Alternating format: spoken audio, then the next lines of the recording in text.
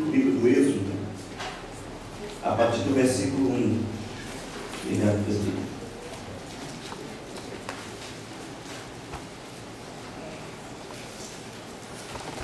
Livro do Êxodo, a saída dos hebreus da terra da servidão, a saída dos hebreus do Egito. Êxodo em seu capítulo 5.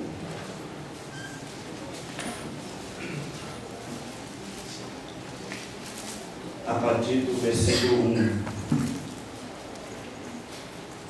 A epígrafe aqui, o título desse texto, diz-nos assim: Moisés e Arão falam a Faraó.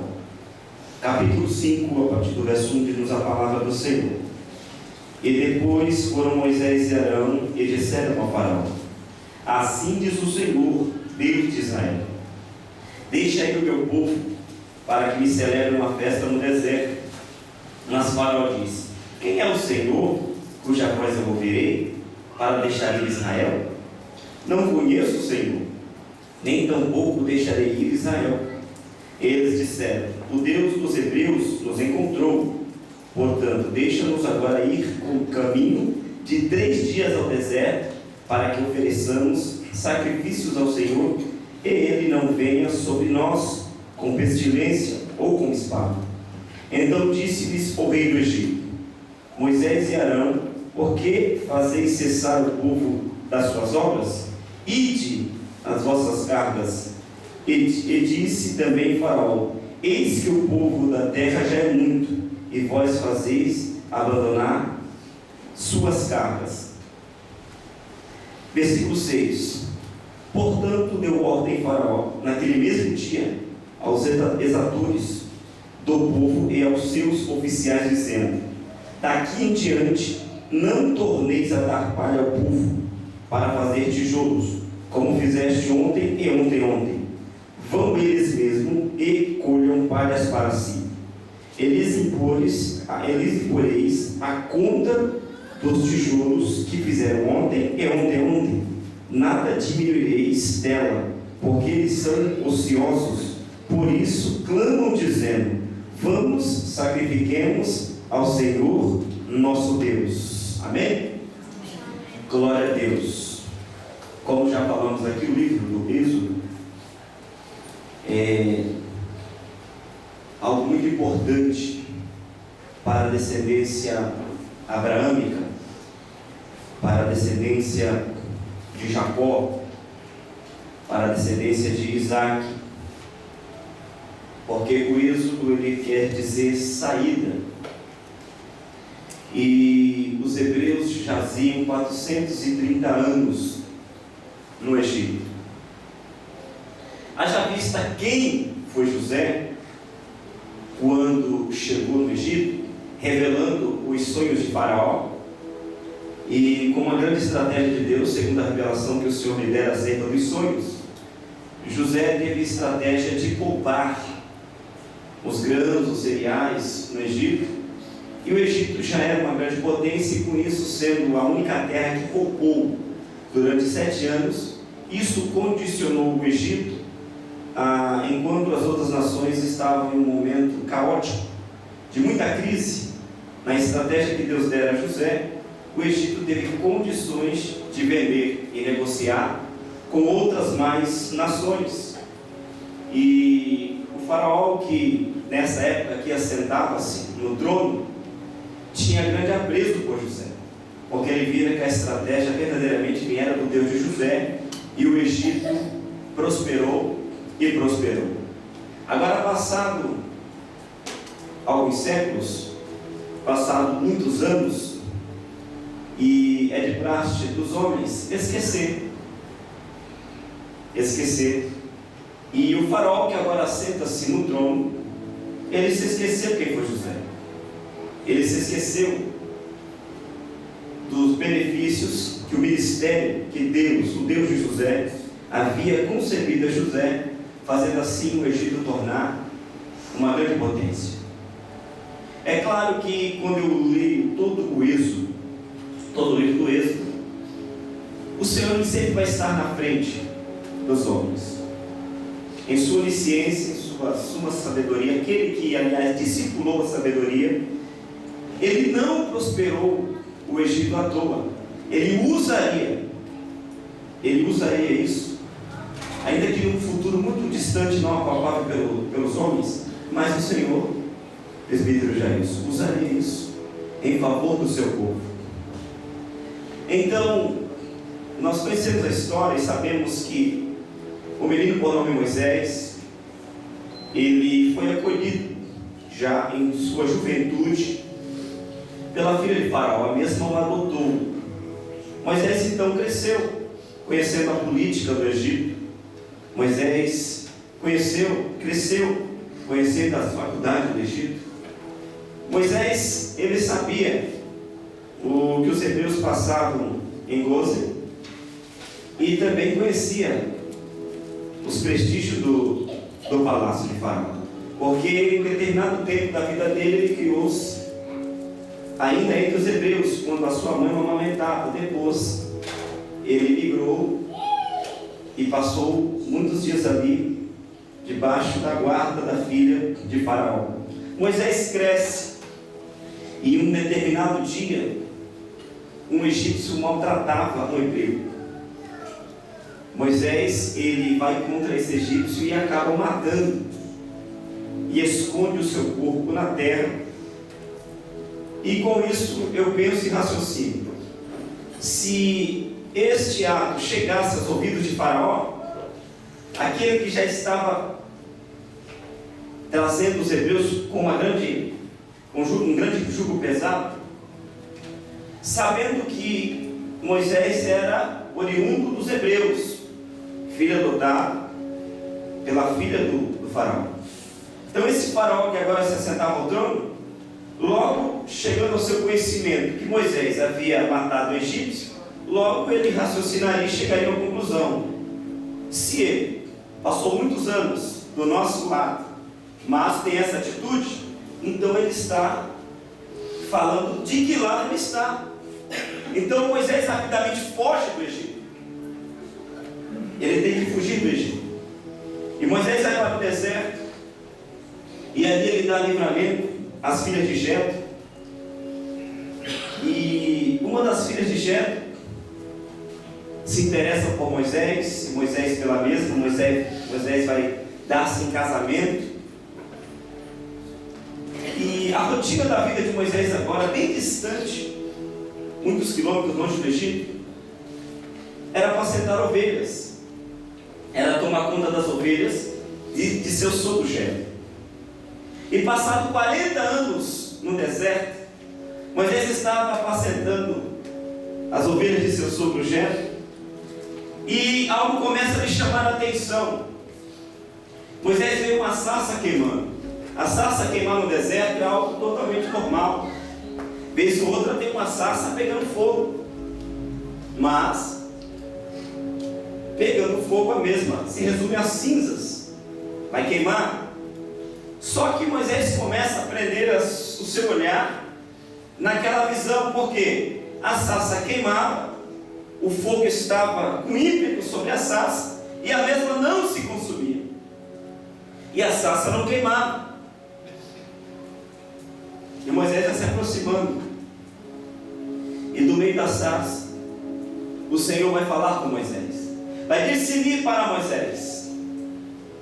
E tudo isso porque da grande servidão dos hebreus, por causa do jugo pesado de Faraó, os hebreus começam a clamar ao Senhor, eles voltam a orar a Deus, eles não estavam aguentando mais. O Faraó que agora sentava-se no trono era um governo tirano, muito duro. Então os hebreus, eles estão com a cara no pó, de joelho no chão, estão dizendo: Senhor, nós já estamos no Egito há muito tempo, e o jugo sobre os nossos ombros é muito pesado. A época boa, a boa face do Egito, o Senhor passou. Esse lugar se resume a terra de escravidão, terra de sequidão para nós os hebreus, terra de maus tratos, mão de obra forçada, escravizada.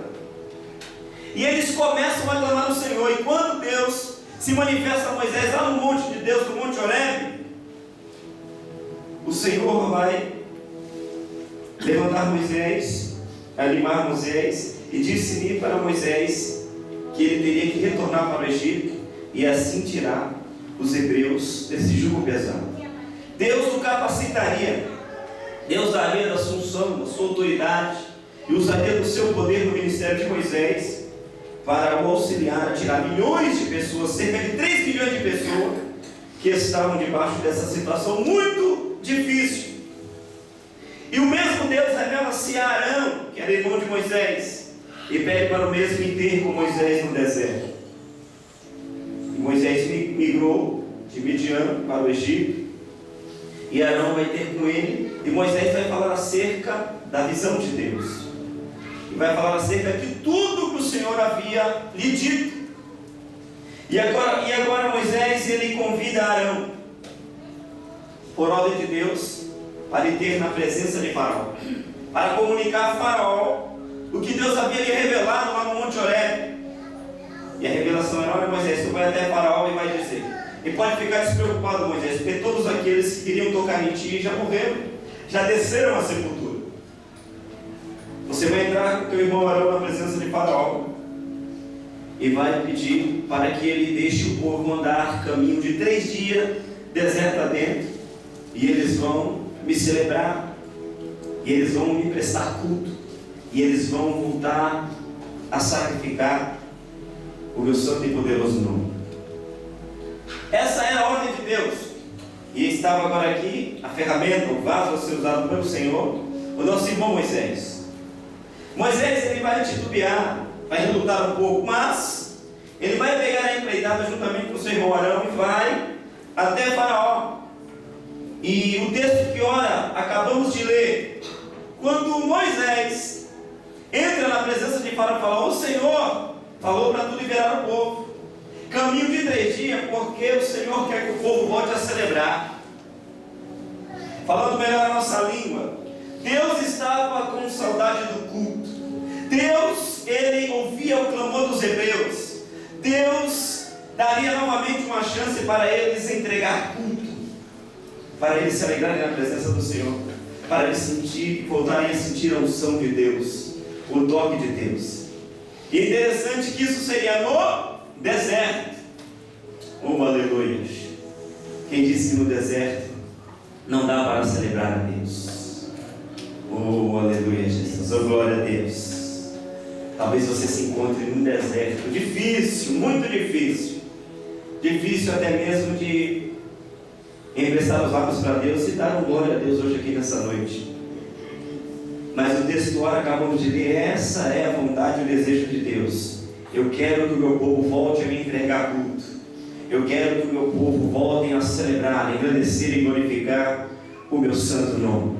E com isso eu vejo como o inimigo das nossas almas, que aqui é simbolizado na figura de Faraó e o Egito, bem sabemos que é o mundo. Com isso eu vejo o ódio que Satanás tem do crente que cultua a Deus, do crente que louva a Deus, do crente que engrandece e glorifica o nome santo do Senhor.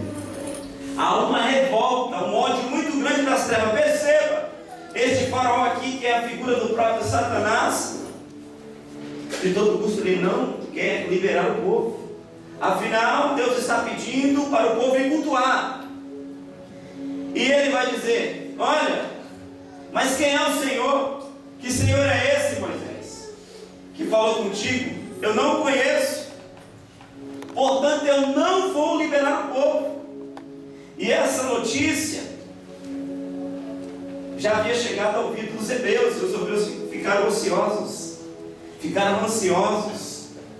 Nossa, será que vai dar certo? Será que nós vamos sair da terra da servidão? Olha, estou achando que Deus ouviu o nosso clamor. Olha, os nossos dias de escravidão estão contados. Olha, nós vamos cultuar ao Senhor, nós vamos voltar a entregar culto a Deus. Oh, aleluia! Oh, glória a Deus! E Faraó percebe. Quando Arão e Moisés levam a notícia, ele começa a ver o povo ansioso, o povo eufórico. E por conta disso, ele agora vai ele fornecia através dos egípcios palha, para eles fazerem tijolo, uma grande quantidade de palha, e dava uma quantidade de tijolo. A cada 2 dias eles entregavam uma remessa de tijolo. Porém a palha era fornecida por Faraó. Agora, por conta disso, veio uma punição de Faraó. E a punição era: olha, nós não vamos fornecer a palha para eles que se virem para pegar a palha, porém, no prazo de 2 dias vão ter que me entregar a mesma quantia de tijolo. Foi falar em celebrar a Deus, foi falar em voltar a entregar tudo a Deus, foi falar em, melhor para nós entendermos melhor, foi falar em ir para a igreja, se firmar na igreja, adorar, glorificar, louvar a Deus. Já vem a represália de lá para cá. Tem dias que é uma batalha para nós chegarmos aqui. Você que está dando seus primeiros passos na caminhada cristã, quantas não são a proposta do inimigo para você não vir, para você não adorar o teu Deus, para você cair na mesmice, olhar para o Egito, voltar para trás? A primeira estratégia do inimigo aqui nos lábios de Faraó é dizer: quem é esse Deus? É tornar o nosso Deus inexistente. E ele disse para o povo: Moisés está com mentira para cima de vocês. Ele quis tornar inexistente. E a visão para Moisés foi surreal. Moisés não tinha sombra de dúvida do Deus que se revelou para ele e falou para ele no meio do fogo, dizendo: eu vou te levantar e tu vai tirar os meus filhos do Egito. Oh, aleluia! Oh, Deus poderoso! Você crê que esse Deus é real? Você crê que o teu Deus é um Deus vivo? Oh, aleluia! Pode todas as coisas. Oh, glória! Oh, Deus poderoso! Deus tremendo, Deus santo. E eu poderia dar um título para essa mensagem, e o título seria: rejeitando as propostas mundanas, ou também rejeitando as propostas de Satanás. Perceba, o Senhor vai falar para Moisés mais uma vez e Arão entrar na presença de Faraó. E vai dizer: Faraó, o Senhor está falando para tu liberar o povo. O Senhor falou mais uma vez: Faraó,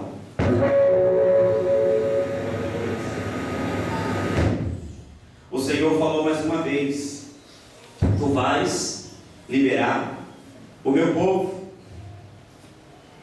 E aí o que acontece? Faraó está com o coração duro. E conhecendo o texto, sabemos que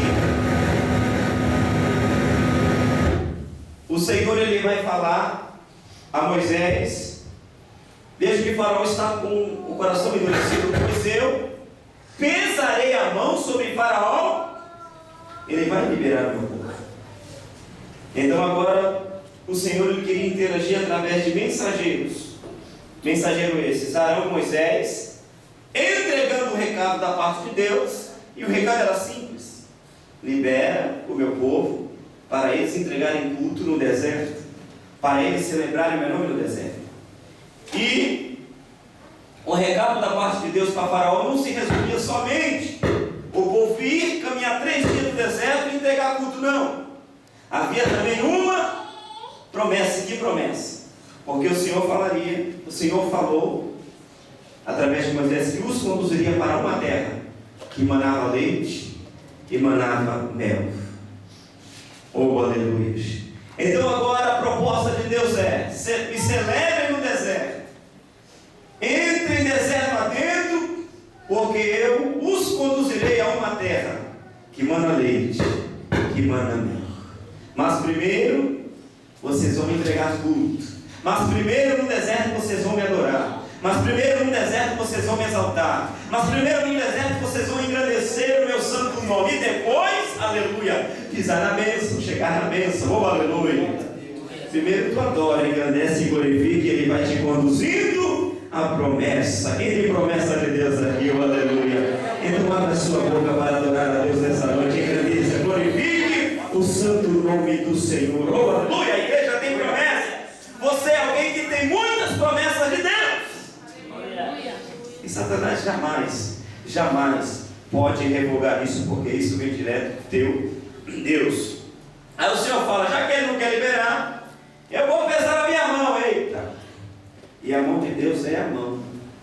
Nós falávamos aqui que com a concha da mão de Deus, na quinta-feira, Ele esvazia rios, cachoeiras, cisternas, Oceano Índico, Pacífico, Atlântico.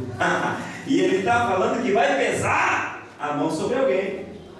Olha só a mãozinha dele, consegue medir o universo a palmos. Oh, aleluia, oh, glória! E Ele diz que pesaria a sua mão sobre Faraó. E não pegando agora novamente o recado de Deus, Faraó está com o coração endurecido. O Senhor vai começar a pesar a mão no Egito, mandando as pragas. E a primeira praga que o Senhor vai mandar sobre o Egito era exatamente um rio ao qual eles se idolatravam. Afinal, era uma fonte do sustento do Egito. Era muito importante, por isso que eles tinham o Nilo como um Deus. Então agora o Senhor falou a Moisés: Arão, toquem a vara no Nilo, oh aleluia, e toda a abundância de águas do Nilo vai se tornar em sangue. E assim eles o fizeram. Quando Moisés e Arão tocam uma vara no Nilo, as águas do Nilo começam a tornar-se em sangue. Mas o que eu acho interessante é que, vendo o Faraó isso, ele convoca os seus anciões, traduzindo, os seus macumbeiros do Egito. E não é que os camaradas, por encantamento, também fizeram uma parte do Nilo se tornar em sangue.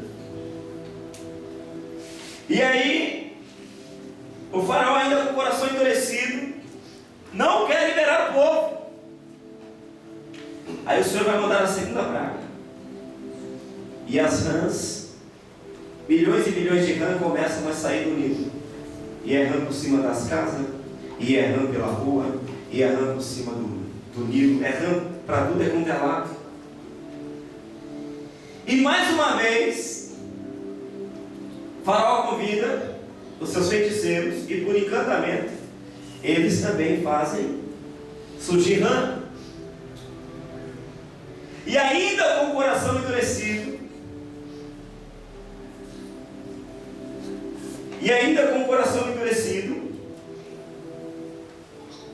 eles não querem liberar o povo. E aqui o Senhor vai mandar uma praga de piolho. Era piolho para tudo é quanto é lado. Os sacerdotes de Faraó com piolho, todo Egito com piolho. E mais uma vez ele convida os seus feiticeiros, e eles também vão fazer surgir piolho. E antes desses sinais, quando a vara de Moisés, a vara que estava com Moisés e Arão, se transforma em serpente, também os encantadores de Faraó fazem uma vara se tornar em serpente. Perceba, pelo menos quatro das pragas que Deus mandou sobre o Egito, os encantadores, os feiticeiros, os macumbeiros do Egito, fizeram o mesmo sinal. E com isso ficamos alerta. Por quê? Nem todo sinal testifique é oriundo da parte de Deus. Atente para esse detalhe. A água transformava-se em sangue, os encantadores faziam a mesma coisa. As rãs brotavam da água, eles faziam a mesma coisa. Vinha piolho e eles faziam a mesma coisa. Aí a gente vê, irmãos, o inimigo não é brincadeira. Às vezes nós distanciamos do Senhor, às vezes raciocinando, a gente há de conver que não somos mais os mesmos, paramos com a oração, paramos de buscar a Deus, não adoramos mais Ele como Ele merece, não damos a Ele, aleluia, a tão gratidão por Ele ter doado o seu Filho no Calvário. Mas as coisas vão caminhando bem, tudo vai funcionando, tudo está engrenando. Ei, cuidado! Nem todo sinal, nem toda tranquilidade é oriunda do teu Deus. Volte a orar no teu Deus, volte a buscar o teu Deus, volte a desejar mais intimidade com o teu Senhor. Oh, aleluia! Oh, Deus maravilhoso! E agora a quarta praga são a praga das moscas. A quarta praga é a praga das moscas. E só que agora Deus vai fazer diferente.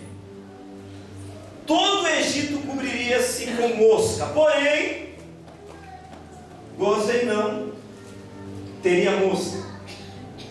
As moscas não iam vir no lugar onde os hebreus estavam, e sim em todas outras partes do Egito se cobriu de mosca, menos no arraial dos hebreus.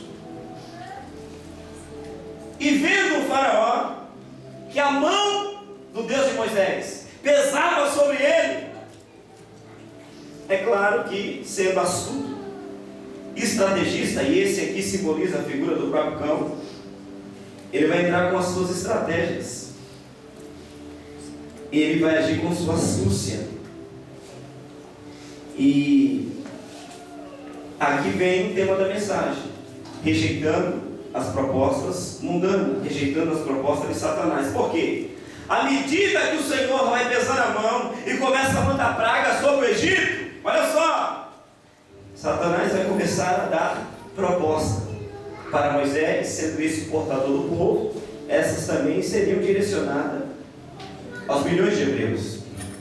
Então, quando nós lemos o capítulo 8 do livro de Êxodo, no versículo 25, a gente vai começar a ver Faraó vai mandar as suas propostas. Capítulo 8, versículo 25: depois da praga das moscas, olha só, já vou direto para o versículo 25, depois você lê tudo, que Deus tem muita coisa boa aqui. Capítulo 8, versículo 25, presta atenção. Depois da praga das moscas, ó, vamos pular para o versículo 25 para ganhar tempo.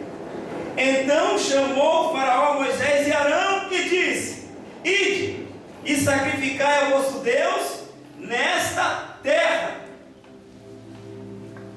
Aqui está a primeira proposta de Satanás.